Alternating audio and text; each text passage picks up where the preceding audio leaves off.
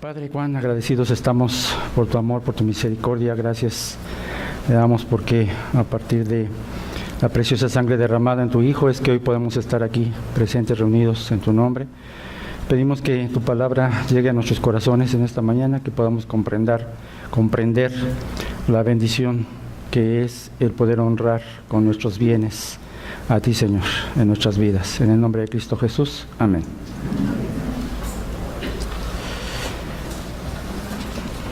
El día de hoy, hermanos, vamos a ver un tema muy importante, la bendición de honrar a Dios con tus bienes. Ese es el tema que vamos a ver.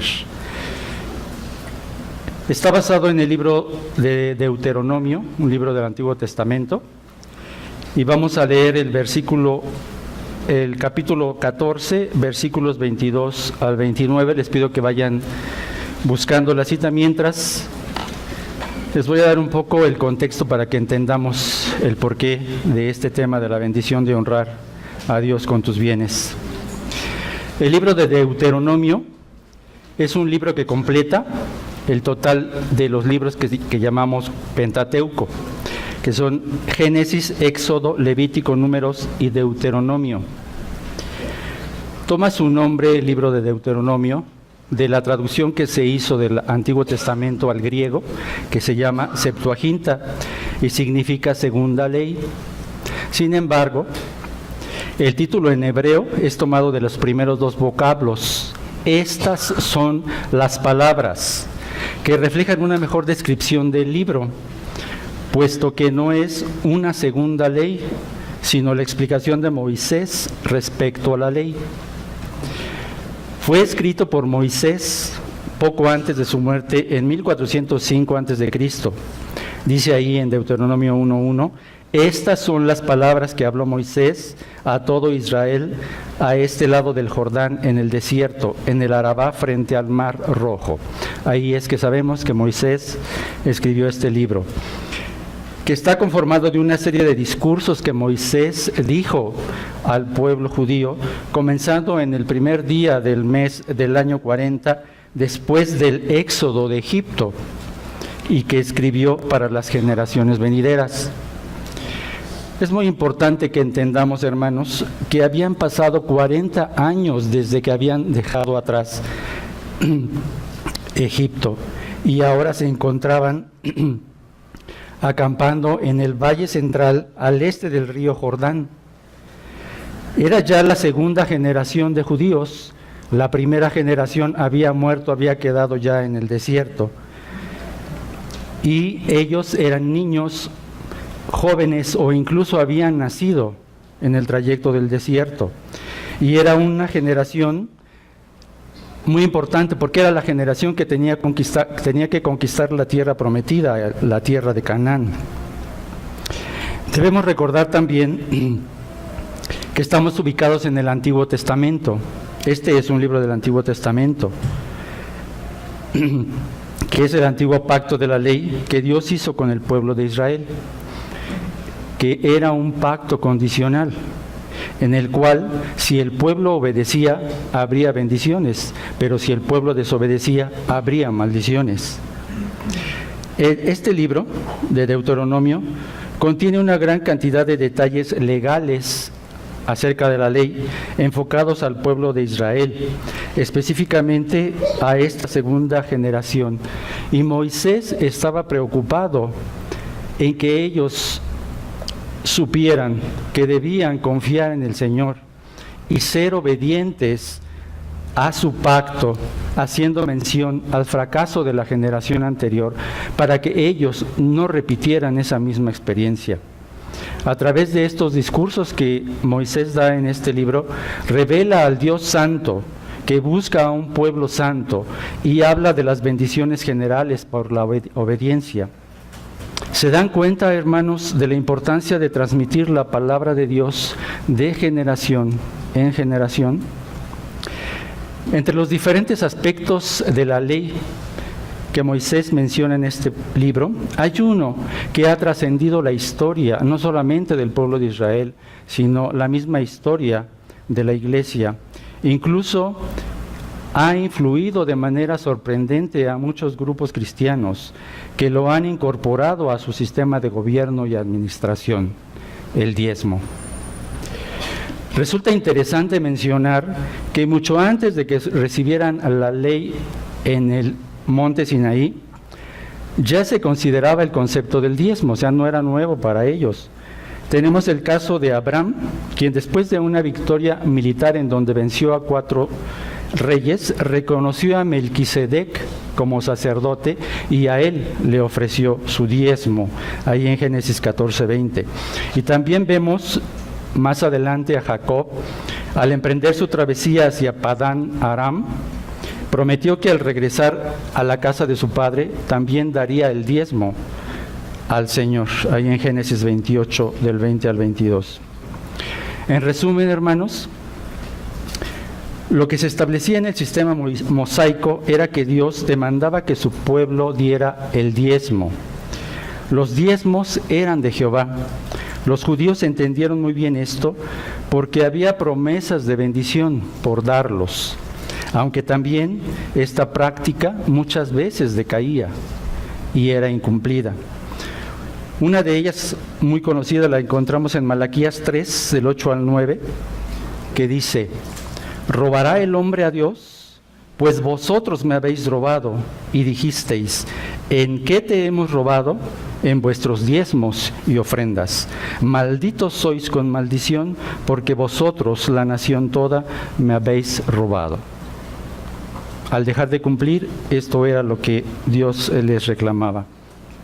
El caso es que para el tiempo de Cristo, hermanos, el pago de los diezmos estaba en vigencia, y los escribas y fariseos llegaron a ser tan estrictamente escrupulosos en este asunto de diezmar, que contaban las hierbas diminutas que cayeron en un legalismo extremo que desviaba la motivación espiritual correcta por estar contando la menta, las semillitas.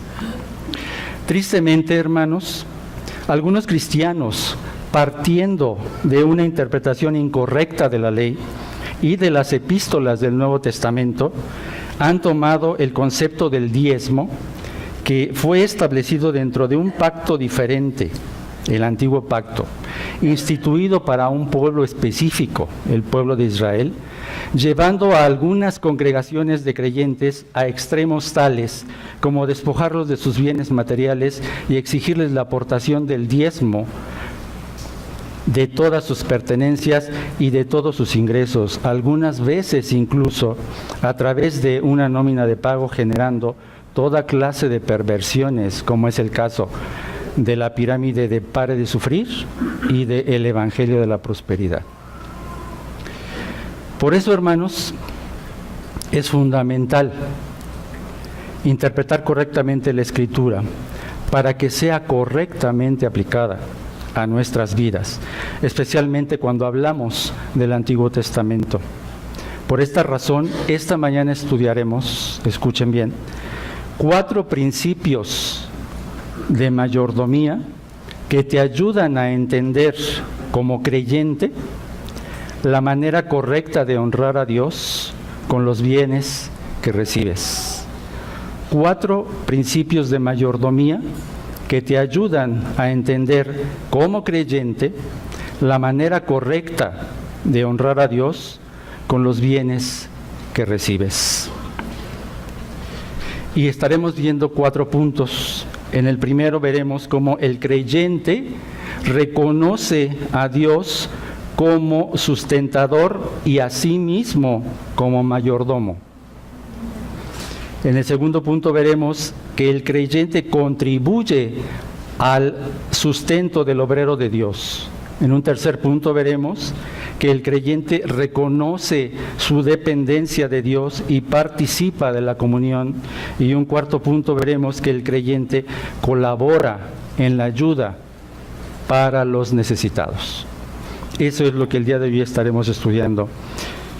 Y vamos a ir a nuestro pasaje en Deuteronomio 14, 22 al 29. Dice la palabra de Dios, 22. Indefectiblemente diezmarás todo el producto del grano que rindiere tu campo cada año, y comerás delante de Jehová tu Dios en el lugar que Él escogiere para poner allí su nombre. El diezmo de tu grano, de tu vino y de tu aceite, y las primicias de tus manadas y de tus ganados, para que aprendas a temer a Jehová tu Dios todos los días. Y si el camino fuere tan largo que no puedas llevarlo, por estar lejos de ti el lugar que Jehová tu Dios hubiera escogido para poner en él su nombre, cuando Jehová tu Dios te bendijere, entonces lo venderás y guardarás el dinero en tu mano, y vendrás al lugar que Jehová tu Dios escogiere, y darás el dinero por todo lo que deseas, por vacas, por ovejas, por vino, por sidra, o por cualquier cosa que tú deseares, y comerás allí delante de Jehová tu Dios, y te alegrarás con tu familia, tú y tu familia. Y no desampararás al levita que habitare en tus poblaciones, porque no tiene parte ni heredad contigo. Cada 3 años sacarás el diezmo de tus productos de aquel año, y lo guardarás en tus ciudades.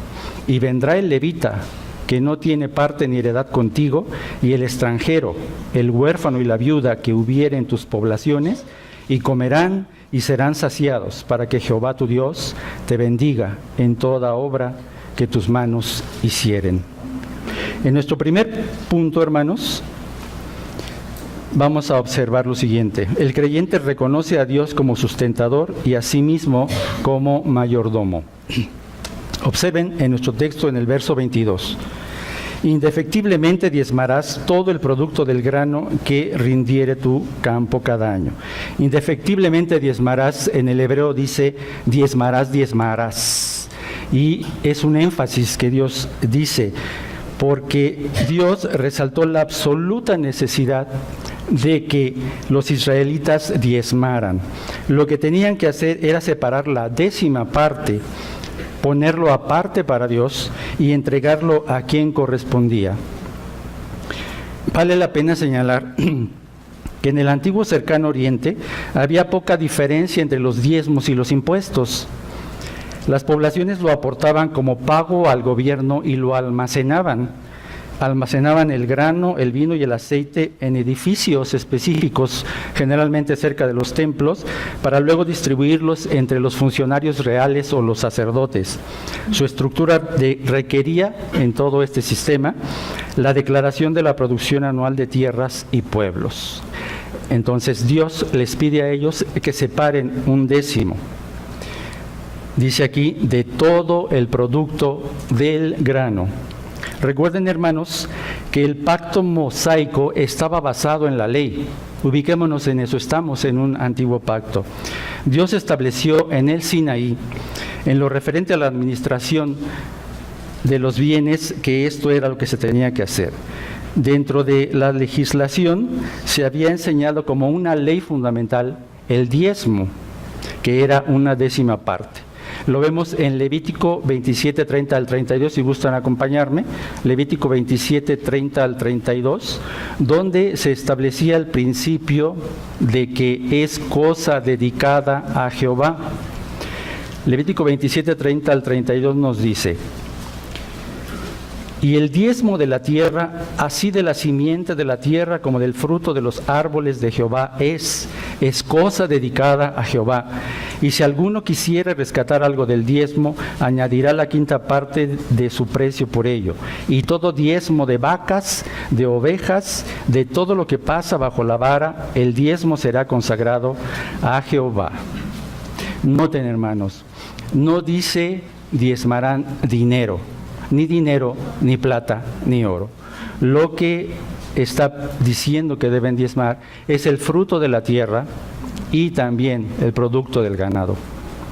Vemos claramente cómo el diezmo pertenecía al Señor y se entregaba a los levitas a causa de su servicio sacerdotal, en razón de que no tenían heredad, no tenían parte con el pueblo de Israel. Esto lo podemos ver en Números 18, 21, no lo busquen, dice: y he aquí, yo he dado a los hijos de Leví todos los diezmos en Israel por heredad, por su ministerio, por cuanto ellos sirven en el ministerio del tabernáculo de reunión. Esa era su función y a eso tenían que dedicarse. Noten ahora el verso 23 de nuestro texto. y comerás delante de Jehová tu Dios en el lugar que Él escogiere para poner allí tu nombre, el diezmo de tu grano, de tu vino y de tu aceite, y las primicias de tus manadas y de tus ganados, para que aprendas, pongan atención en esto, para que aprendas a temer a Jehová tu Dios todos los días.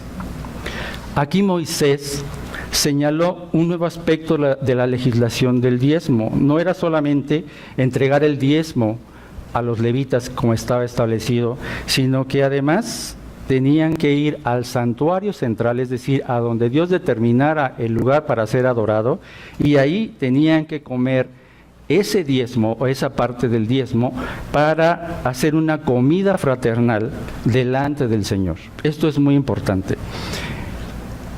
En un tiempo, obviamente, sería el tabernáculo que los acompaña durante todo el desierto, pero más adelante sería ya en un templo.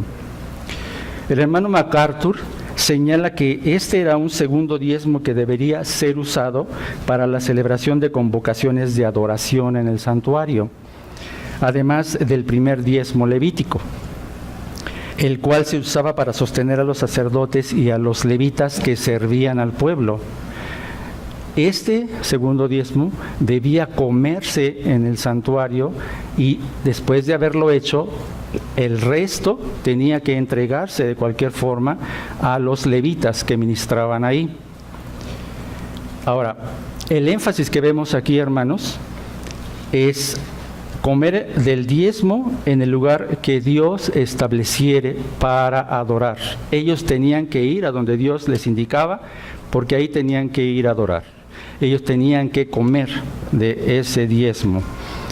Nos ubica en el hecho de que, acuérdense, es la segunda generación. Son los que van a entrar a la tierra prometida, van a ser dispersos, distribuidos en la tierra prometida, en la Palestina. Y por lo tanto ellos tendrían en un momento dado que ser convocados a un punto de reunión para adorar, y ahí tendrían que comer delante de Dios, dice ahí muy claramente, para que aprendieran a temer a Jehová su Dios todos los días. ¿Qué sucedía con esto? Recuerden que llegarían a una tierra donde fluía leche y miel. Era una tierra próspera, abundante.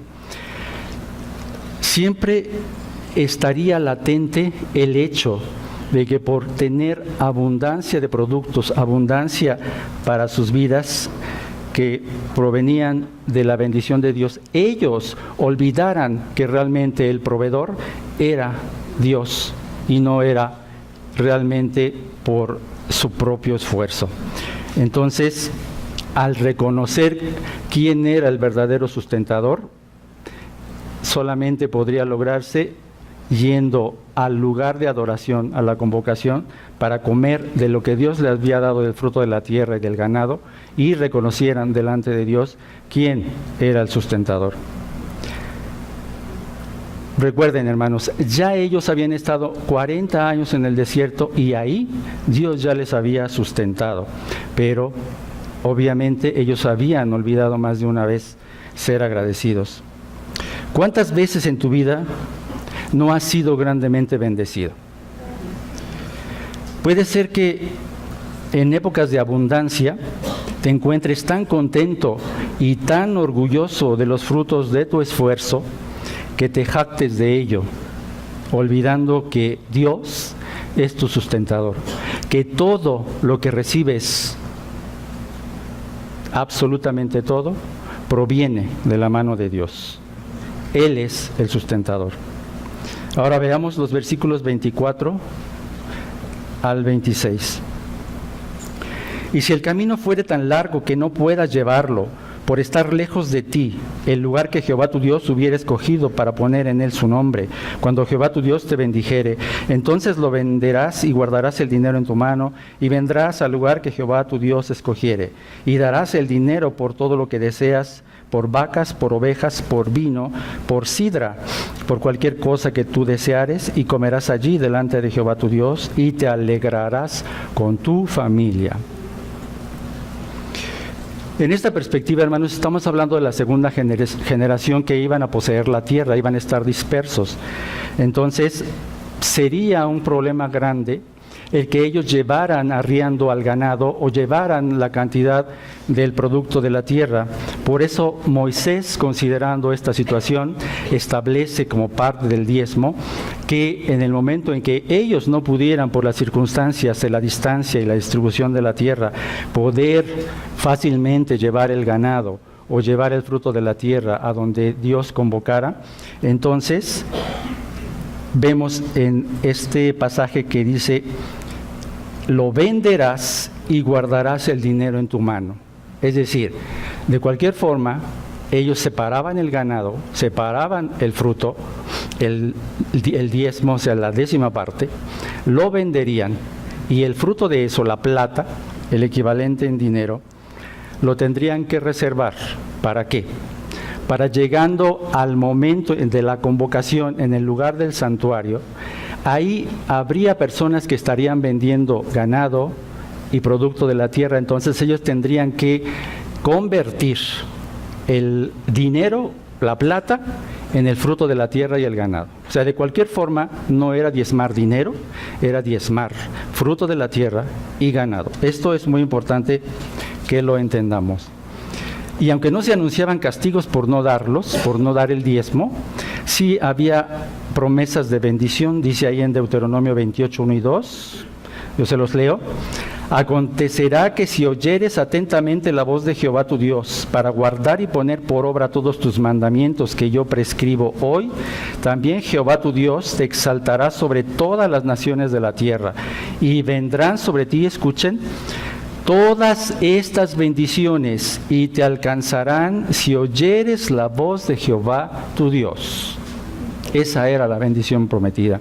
También en Malaquías 3:10 nos dice: traed todos los diezmos al alfolí, y haya alimento en mi casa, y probadme ahora en esto, dice Jehová de los ejércitos, si no, os abriré las ventanas de los cielos, y derramaré sobre vosotros bendición hasta que sobreabunde.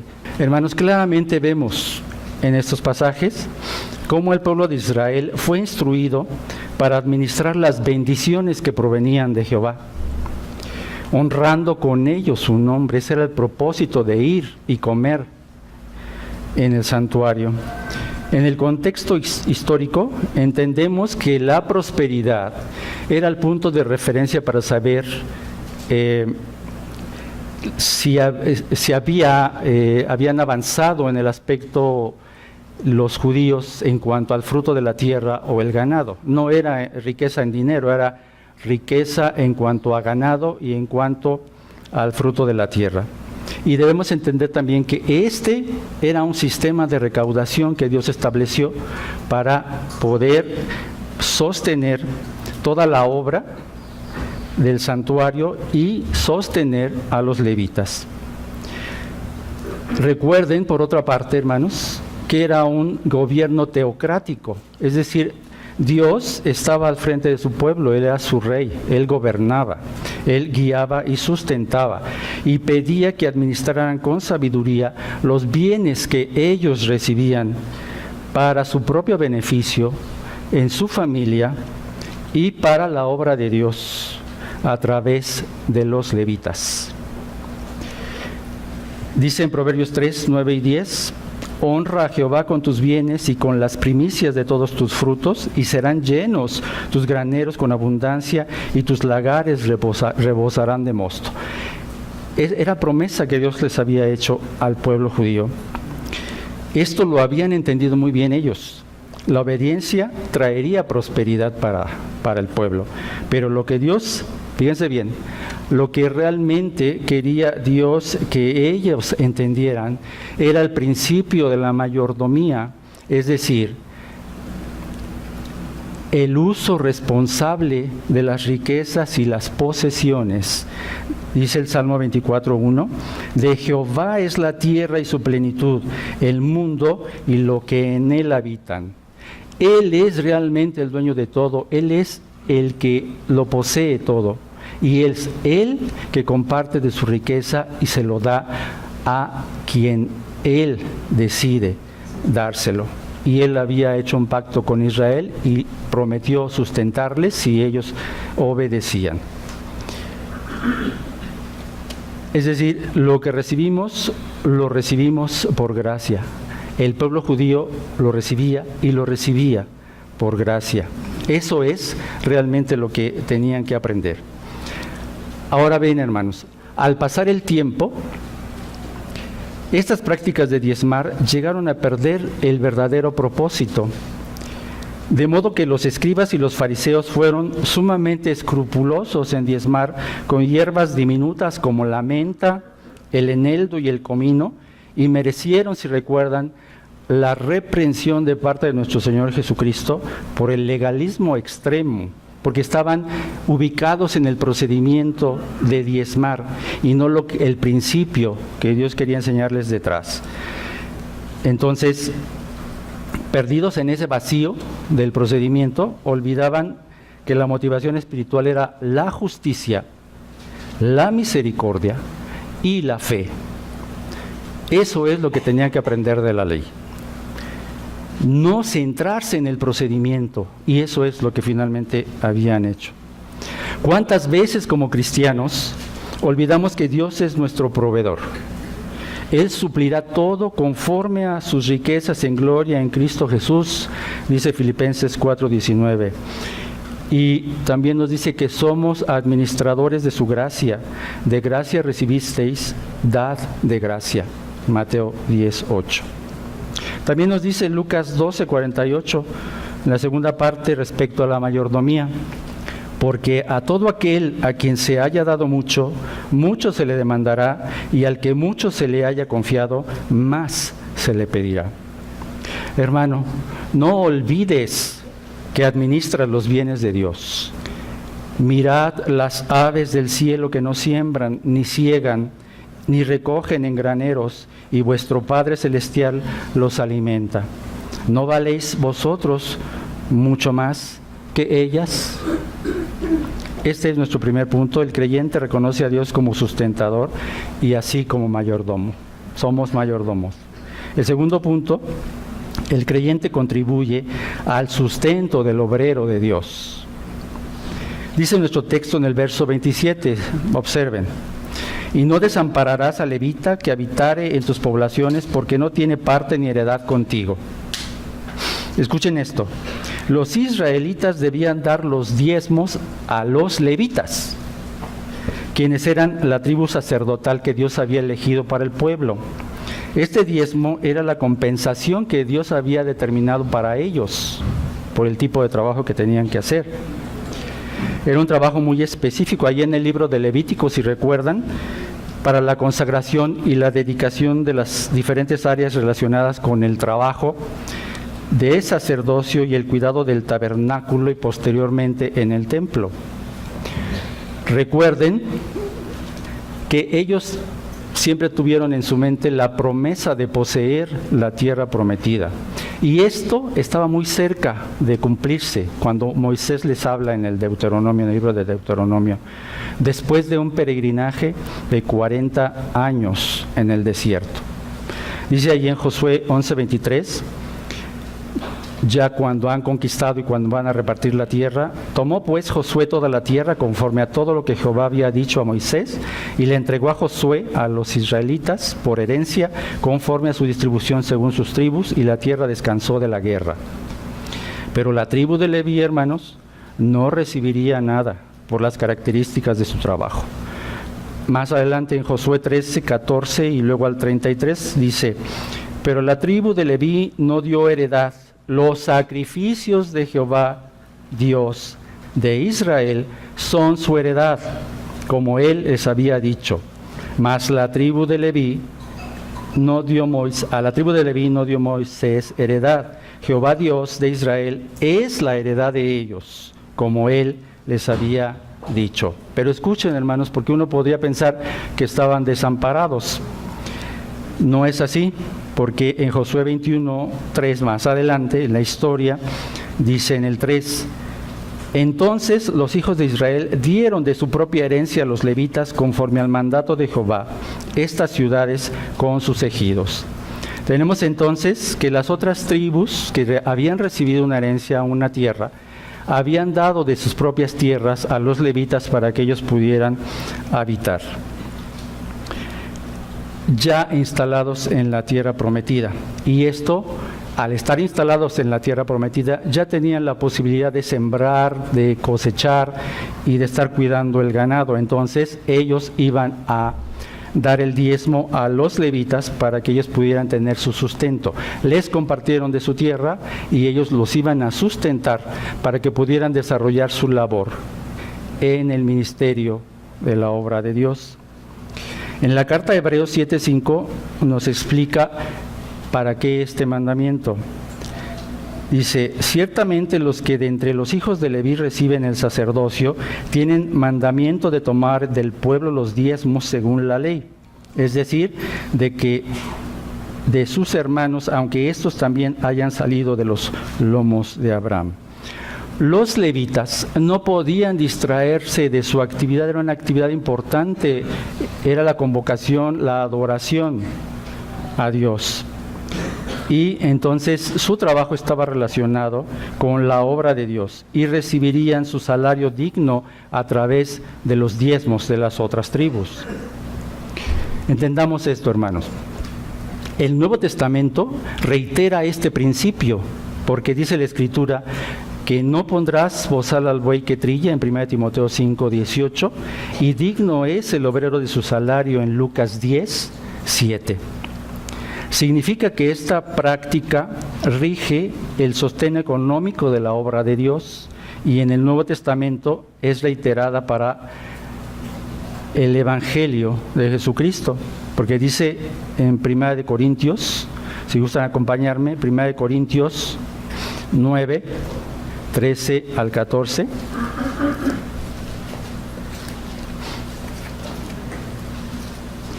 Primera de Corintios 9, 13 al 14. Dice ahí: ¿no sabéis que los que trabajan en las cosas sagradas comen del templo y que los que sirven al altar del altar participan? Así también ordenó el Señor a los que anuncian el Evangelio que vivan del Evangelio.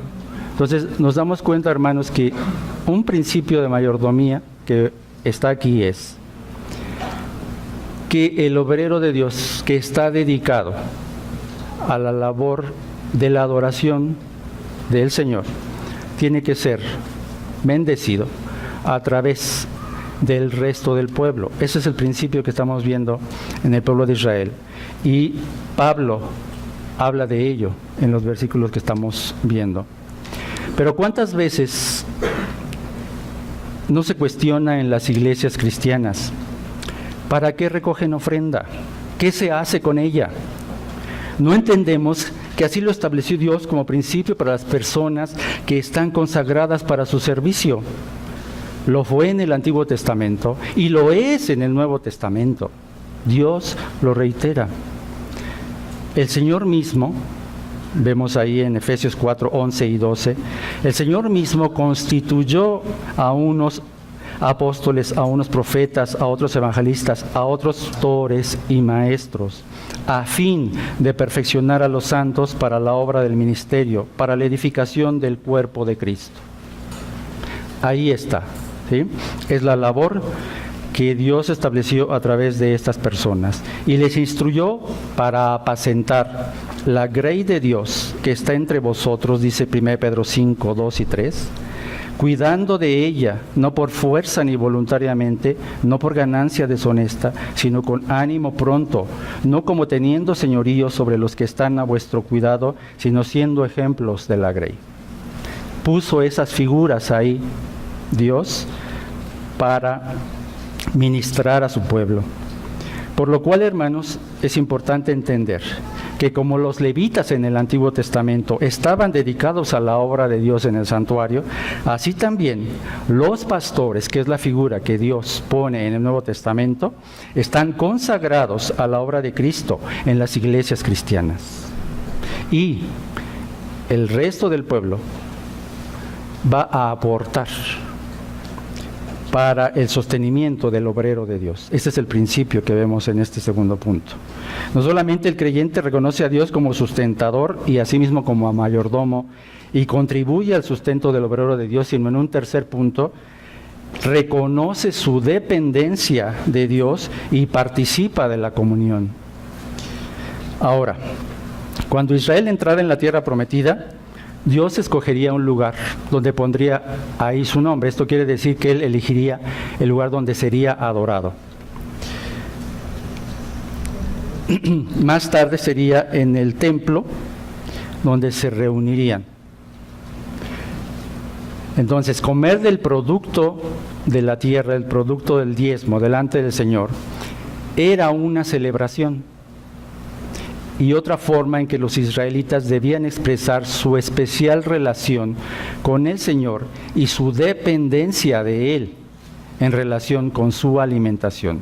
Entonces noten, regresamos al versículo 23 en la segunda parte y después al versículo 26 segunda parte. 23. Para que aprendas a temer a Jehová tu Dios todos los días. Y después en el 26, y comerás allí delante de Jehová tu Dios y te alegrarás tú y tu familia. Comprobamos, hermanos, un sentimiento de dependencia de Dios, además de una noción de bendición divina, que es la idea predominante aquí, ya que las comidas de sacrificio aportarían una valiosa oportunidad para regocijarse delante del Señor por todas las bendiciones recibidas. Por lo tanto, hermanos, debemos entender que el verdadero significado es que Israel podría regocijarse con santa reverencia en comunión con Dios. Y la comunión que se daba entre las familias del pueblo, dice, y te alegrarás tú y tu familia. Ello debería dar como resultado una identidad como pueblo de Dios. Lo que quería Dios era convocarlos a ellos para ser adorado y al mismo tiempo estar en comunión, y la comunión entre el pueblo para lograr una identidad, una unión, una unidad. Esta es la razón por la cual los israelitas debían entregar su diezmo al santuario. Y por eso debían comerlo ahí. Ese era el propósito por lo cual tenían que hacerlo. Al hacer este ejercicio, es un ejercicio de alimentación delante de Dios, reconocían la provisión de Dios, así como en su propia vida la dependencia que venía directamente del sustentador y no definitivamente por su habilidad o su destreza para la agricultura o para la ganadería, sino que era la bendición de Dios. De esta manera, hermanos, esa era la forma en que ellos tendrían que aprender a temer a Dios, porque solo obedeciéndolo al hacer esto, estarían en condición de seguir recibiendo alimento y de vivir en prosperidad. Recuerden, era un antiguo pacto. Dios había dicho, si tú obedeces serás bendecido, si desobedeces recibirás maldición. Este hecho, el ir, comer delante de Dios, era un verdadero acto de adoración. Ubiquémonos ahí. Este era un verdadero acto de adoración. El adorador debía comparecer en el santuario y manifestar ahí que había obedecido los mandamientos divinos, es decir, llevar su diezmo y ofrecerlo a Dios, entregándolo después de haber comido a los levitas. Pero al mismo tiempo, hermanos, sabemos que al estar rodeado de pueblos idólatras, en este caso los cananeos, no debían adoptar sus prácticas, y al traer el producto de la tierra o la ganadería, ellos tenían que haberlo comido sin haberlo mancillado. En Deuteronomio 26:14, en la primera parte, nos dice: no he comido de ello en mi luto, ni he gastado de ello estando yo inmundo, ni de ello he ofrecido a los muertos. Ellos no podían hacer ningún otro uso del diezmo que era para él, en el caso de habiendo estado en luto, o habiéndolo destinado para algún ceremonial inmundo. En Oseas 9:4 se señala esta parte y dice: no harán libaciones a Jehová, ni sus sacrificios les serán gratos, como pan de enlutados les serán a ellos, todos los que coman de él serán inmundos. Lo ofrecido a Jehová tenía que ser limpio, sin mancha, sin haberle dado ningún otro uso. ¿Cuál era esa costumbre cananea? En los funerales lo que hacía era consagrar parte de su ofrenda al dios de la vegetación. Entonces, no tenían definitivamente que hacer ese equivalente que hacían los idólatras hacia Dios, sino tenía que ser en una ceremonia de adoración totalmente diferente. Esto significa, hermanos, que los diezmos solo eran usados para los fines santificados para Dios, y de este modo, al declarar y dar constancia de esta obediencia, oraban para poder seguir disfrutando de las bendiciones divinas. Al haber cumplido con todas las condiciones que Dios puso, ellos sabían que podrían seguir disfrutando de esa bendición. Tristemente, como consecuencia del hecho de que Israel pudiera cambiar los diezmos y las ofrendas por dinero para luego convertirlo en especie, en frutos o en ganado, los judíos fueron pervirtiendo el procedimiento, perdiendo de vista el propósito de consagrarlo en el santuario. Se generaron abusos que trascendieron hasta la época de Jesús, pues se había desarrollado un comercio intenso de animales en el atrio del templo. Entendamos bien esto, hermanos. No es que Jesús hubiera estado en contra de eso, porque era parte de la ley. No criticó esa ley, sino que mostró la manera como los vendedores con frecuencia aprovechaban la necesidad que tenían los peregrinos de realizar este cambio del dinero por la especie. El significado primordial de esta celebración se perdió muchas veces entre el bullicio de la compra y la venta, y eso es lo que Cristo vio al ir al templo y lo hizo decir en Lucas 19:45. Escrito está: mi casa es casa de oración, pero vosotros la habéis hecho cueva de ladrones. Por eso es que Cristo llegó y vio esa perversión de lo que Dios había establecido. Sí, tenían que ir a la convocación, tenían que ofrecer a Dios todo este mandato, pero en ese cambio de dinero y de productos se había convertido en lo que él describió, una cueva de ladrones, un verdadero mercado. Hermanos, como iglesia, somos el pueblo de Dios llamado a la comunión y la adoración. Somos, dice 1 Pedro 2:9, linaje escogido, real sacerdocio, nación santa, pueblo adquirido por Dios, para que anunciéis las virtudes de aquel que os llamó de las tinieblas a su luz admirable. La iglesia primitiva aprendió muy bien este principio de la comunión, ahí en Hechos 2:42. Y perseverando unánimes cada día en el templo y partiendo el pan en las casas, comían juntos con alegría y sencillez de corazón. Y en 1 de Juan 1:7 nos dice que si andamos en luz, como Él está en luz, tenemos comunión unos con otros, y la sangre de Cristo, su Hijo, nos limpia de todo pecado. El principio que vemos aquí es el principio de la adoración.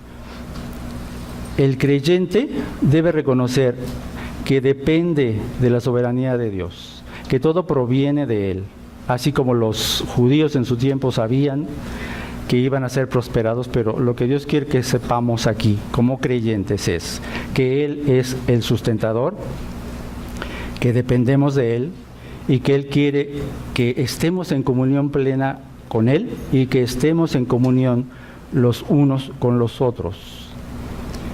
Vale la pena recordar lo que dice Mateo 6, 31 al 33. Acompáñenme a Mateo 6. Mateo 6, 31, 33. No os afanéis pues diciendo, ¿qué comeremos o qué beberemos o qué vestiremos? Porque los gentiles buscan todas estas cosas, pero pues vuestro Padre Celestial sabe que tenéis necesidad de todas estas cosas. Mas buscad primeramente el reino de Dios y su justicia, y todas estas cosas os serán añadidas. Los judíos al final no entendieron que el verdadero propósito era la adoración, la dependencia, la fe, la justicia. Pero en el Nuevo Testamento Dios nos recuerda el mismo principio.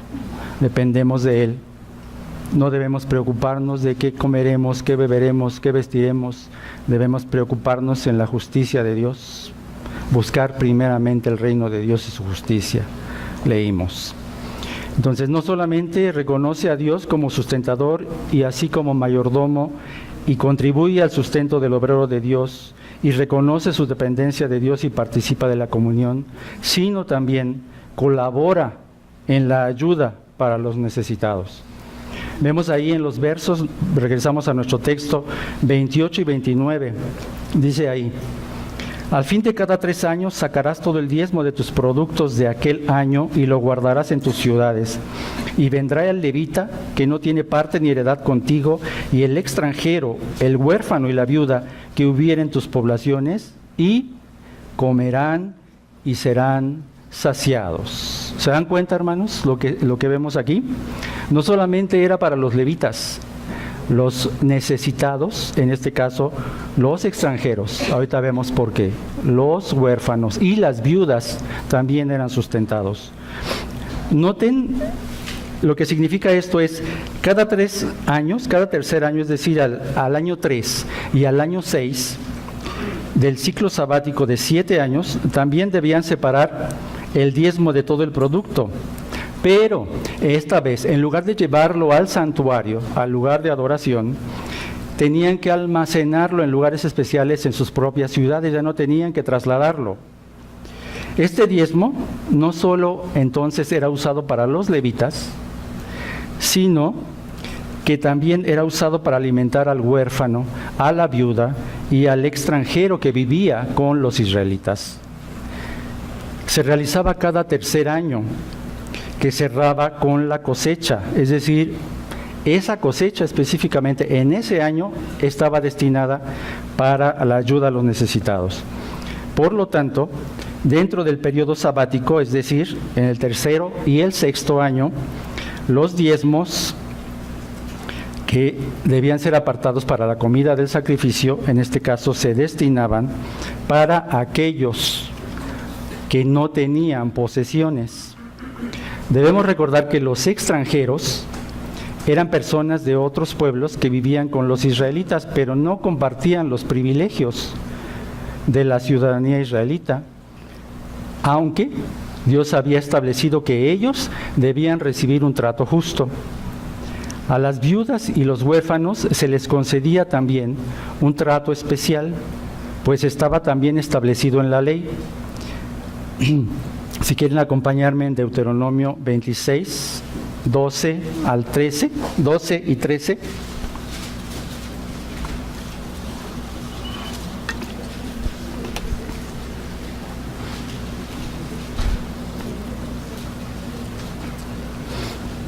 Deuteronomio 26, 12 y 13. Dice la palabra de Dios: cuando acabes de diezmar todo el diezmo de tus frutos en el año tercero, el año del diezmo, darás también al levita, al extranjero, al huérfano y a la viuda, y comerán en tus aldeas y se saciarán. Y dirás delante de Jehová tu Dios: he sacado lo consagrado de mi casa y también lo he dado al levita, al extranjero, al huérfano y a la viuda, conforme todo lo que me has mandado. No he transgredido tus mandamientos, ni me he olvidado de ellos. Estaba establecido en la ley, hermanos. Dios lo había dicho en su ley. Por lo tanto, ese diezmo cada 3 y 6, tercero y sexto año, tenía que apartarse ese. Algunos comentaristas le llaman a este el tercer diezmo, pero finalmente podemos llamarle el diezmo de los pobres, ya que simplemente la diferencia con el segundo era que estaba destinado para los necesitados. El destino era diferente. Una vez más vemos que los pobres y necesitados tienen una alta prioridad para Dios. Ya dice en Proverbios 19:7, a Jehová presta el que da al pobre y el bien que ha hecho se lo volverá a pagar. Dios tiene cuidado de los desvalidos. En el Nuevo Testamento encontramos el principio reiterado de ayuda a los necesitados. Vemos, en primer lugar, vayamos a 1 Timoteo 5:3.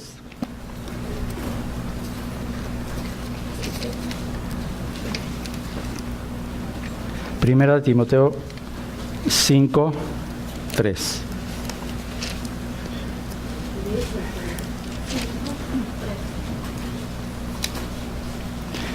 Dice ahí,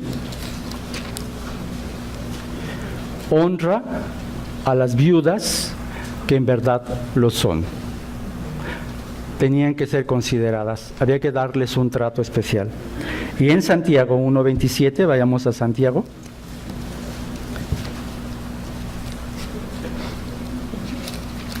Santiago 1:27.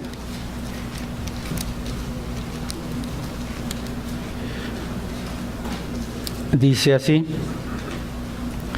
la religión pura y sin mácula delante de Dios, el Padre, es esta: visitar a los huérfanos y a las viudas en sus tribulaciones y guardarse sin mancha del mundo. Entendemos entonces, hermanos, que la prioridad que Dios establece fue en el Antiguo Testamento con ciertas características para los desvalidos, los extranjeros, las viudas y los huérfanos, pero vemos que en el Nuevo Testamento Dios sigue preocupado y establece esto. Por otra parte, hermanos, también entendamos lo siguiente: no solamente existía el diezmo, que era la 10ª parte, que era lo que aportaban, sino también había ofrendas voluntarias, dadas de acuerdo a la capacidad, que se hacían según se tenía la riqueza o la prosperidad. Dice en Deuteronomio 16:10 y 17, no lo busquen, yo lo leo, 16, 10 y 17. Y harás la fiesta solemne de las semanas a Jehová tu Dios, de la abundancia voluntaria de tu mano será lo que dieres, según Jehová tu Dios te hubiere bendecido. Y el 17, cada uno con la ofrenda de su mano, conforme a la bendición que Jehová tu Dios te hubiere dado. Nos damos cuenta, hermanos, que Dios sigue teniendo la misma prioridad para estar ayudando a los necesitados. Por último, en nuestro verso 29, Moisés anima al pueblo a llevar a cabo todas estas instrucciones, todo este mandato, con una alusión a la bendición divina que seguiría al guardarlas. Dice ahí: para que Jehová tu Dios te bendiga en toda obra que tus manos hicieren. Todo lo que ellos hicieran respecto a la tierra, respecto al ganado, tendría que producir si ellos obedecían. Es muy claro esto: si ellos lograban cumplir el mandamiento de compartir, podían tener la expectativa de vivir en una sociedad próspera y podrían ser generosos, porque Dios los bendeciría con todo lo que sus manos hicieren. Era una promesa divina que era el resultado de la obediencia. No perdamos de vista eso. Pero debemos estar muy claros, hermanos, que esta promesa fue hecha por Dios al pueblo de Israel dentro del cumplimiento del antiguo pacto. No podemos esperar ahora que en la medida que nosotros ofrendemos a la obra de Dios y vivamos en gran prosperidad. Es decir, yo voy a dar y ofrendar mucho porque Dios me lo va a multiplicar y Dios me va a sobreabundar. No es un principio para nosotros en este caso. Fue en el Antiguo Testamento. La Biblia dice que el Dios y Padre de nuestro Señor Jesucristo nos bendijo con toda bendición espiritual en los lugares celestiales en Cristo Jesús, en Efesios 1:3. Toda la bendición que Dios tiene para ti, ya la recibiste. Está ahí, en los lugares celestiales. No obstante, hermanos, entender que esto no es para la época actual, no es para los creyentes, era para los judíos. Existen muchos falsos maestros, líderes corruptos, que han timado a la gente haciéndoles creer que en la medida que cedan sus posesiones o aporten financieramente a la obra de Dios, Dios se lo va a multiplicar, los va a enriquecer y los va a prosperar abundantemente. Y citan para ello versículos del Antiguo Testamento. Pierden de vista el propósito de Dios en ese contexto. Tal es el caso de el grupo llamado Pare de Sufrir, que no hacen otra cosa más que lucrar con la fe de los incautos, ignorantes de la palabra de Dios. En otras congregaciones e incluso en muchos televangelistas, líderes deshonestos que pervierten el significado de las Escrituras, hacen uso del Evangelio de la prosperidad. Confiésalo y recibe. En resumen, prosperidad económica y el éxito en los negocios como dones otorgados por Dios. Usan a Dios y reclaman su derecho como hijos. Y hasta se atreven a decir, si tú eres hijo del rey, reclama tu derecho porque eres dueño de todo. Sostienen que Dios quiere que sus hijos sean todos ricos y que tengan lo mejor de todo. No sé si han escuchado a Marcos Witt. Estos predicadores enseñan a millones de personas que si ellos siguen el plan apropiado, el Señor los colmará de bienes y riquezas materiales, pero siempre terminan diciendo lo mismo, hermanos. Cito, envíenos una ofrenda para la bendición de Dios, para que la bendición de Dios sea puesta en acción. Si usted nos envía una ofrenda generosa y siembra en el reino de Dios, el Señor vaciará sus más ricas bendiciones en su vida. Hermanos, debemos entender que en el Nuevo Testamento no hay mandato específico para el diezmo. No hay más diezmo. En nuestra iglesia no hay diezmo. Las iglesias cristianas no deben seguir con esto que fue algo que Dios dio para un antiguo pacto, el pacto de la ley. Pero sí reitera muchas de las exhortaciones a dar generosamente y a sostener la obra del Señor. Observamos que los creyentes de la iglesia primitiva entendían claramente el principio de que Dios es el sustentador, los sostiene y tiene cuidado de ellos. Veamos 1 Corintios 16, 1-3.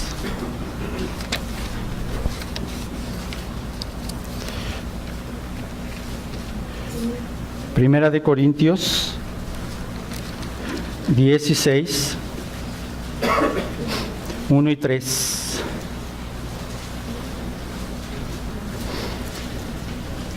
Dice así: en cuanto a la ofrenda para los santos, haced vosotros también de la manera que ordené en las iglesias de Galacia. Cada primer día de la semana, cada uno de vosotros ponga aparte algo, según haya prosperado, guardándolo, para que cuando yo llegue, no se recojan entonces ofrendas. Y cuando haya llegado, a quienes hubiereis designado por carta, a estos enviaré para que lleven vuestro donativo a Jerusalén. La ofrenda de la que habla Pablo está ligada al principio de adoración. Dios ama al dador alegre, que está dispuesto a contribuir a la obra del Señor. Miren ahora 2 Corintios 9.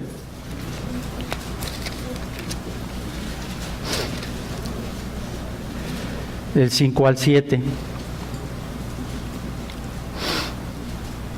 2 Corintios 9, 5 al 7. Cada uno dé, como propuso en su corazón, no con tristeza ni por necesidad, porque Dios ama al dador alegre. Y poderoso es Dios para hacer que abunde en vosotros toda gracia, a fin de que teniendo siempre en todas las cosas todo lo suficiente, abundéis para toda buena obra.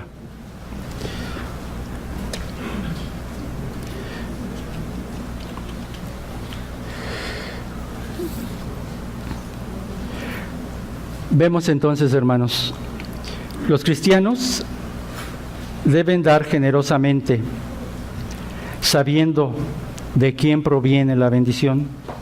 Los principios de la ofrenda cristiana, lo acabamos de ver, están claramente establecidos en las epístolas de Pablo a la iglesia de Corinto. Entonces, a la luz de lo que revisamos, que es para el Antiguo Testamento en el diezmo, podemos derivar principios que aún Dios sigue teniendo para el pueblo de Dios, ahora iglesia, para poder honrar a Dios con nuestros bienes. Tenemos una responsabilidad grande al comprender el propósito que Dios tenía para ese diezmo durante la vigencia del antiguo pacto, puesto que los principios que subyacen en esa ley, entendamos, aún prevalecen, como acabamos de ver. Ya no es vigente, el diezmo ya no es vigente, pero nuestro Señor Jesucristo quiere que sigas honrando a Dios con tus bienes, comprendiendo estos principios. Primero, Jesucristo nos redimió de la maldición de la ley, por eso no estamos ligados al antiguo pacto. Gálatas 6:13. Segundo, Dios suple todas tus necesidades conforme a su soberanía. Primera de Pedro 4:10. Tercero, Dios quiere que seas un buen administrador de su gracia. En Primera de Pedro 4:10. Siguiente, Dios te ama porque contribuyes a su obra con alegría de corazón. Segunda de Corintios 9:7. Dios quiere que le des una ofrenda planeada y proporcional. Primera de Corintios 16:2. Dios quiere que des voluntaria y generosamente. Segunda de Corintios 9:7. Quiere que proveas para sostener a los que anuncian el Evangelio y trabajan en la predicación y la enseñanza. Primera de Corintios 9:14. Quiere también que proveas para aquellos que están verdaderamente necesitados. Lo acabamos de ver en Santiago 1:27.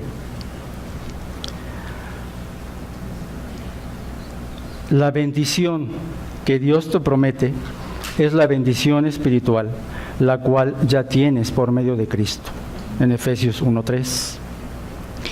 Esta, hermanos, es la manera correcta de honrar a Dios con tus bienes.